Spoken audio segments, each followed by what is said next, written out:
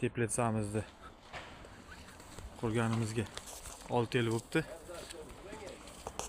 2019-yil qurilgan bu tepletsa. Mana bugun 2026-yil 11-yanvar. Salapanni almashtiramiz ustoz o'g'lim bilan birga. Mana 6 yil deganga salapanni almashtiryapmiz. Xitoyda 01 salapanni yopdik. Luklar bor edi o'zi. Ikkinchi qavat yo'q edi, ikkinchi qavatda ham qildik. Mana polni kristavinamni ochilib yopilayotgan qildik. Polni yopilib, ikkinchi qavat ochilib yopiladi. Bu tomchidan asraydi. Ichkarini 1-2-3 gradus 5 gradusgacha issiq ushlashga yordam beradi. Keyin o'zimiz qilib bergan katyolni olib keldik. Uni ham o'rnatib, mana bu turbalar montajlarini qilib beramiz. Xudo xolisa.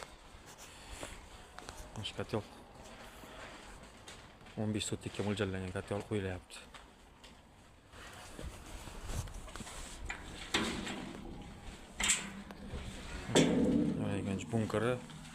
Bunkeriga 250-300 kg ko'mir ketadi.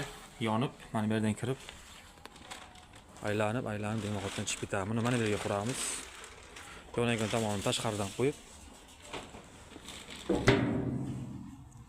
yarmini ichkariga tashlayveramiz.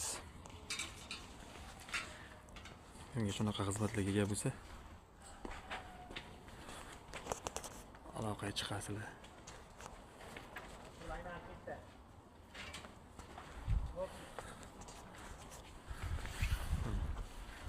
Yopish jarayon.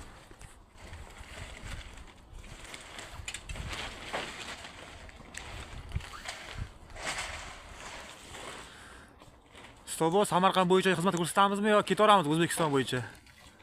12 viloyat bo'yicha. Ana, 12 ta viloyat bo'yicha. Pastda nomer qoldiramiz, telefon qilaverasizlar. Kimga shuna xizmatlar kerak bo'lsa, tepletsani noldan qurib beramiz, xudo xolisa. Ekib ham beramiz.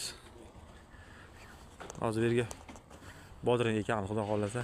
Bir 20 larga borib, unga tayyorlasa yerda tepletsani 10 soteli chista, devorni o'ralgan girdilar. Hamma atrof devorni o'ralgan.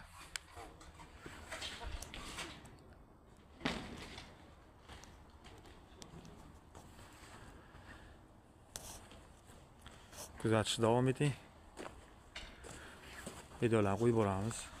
Like, podpiska bosib qo'yinglar.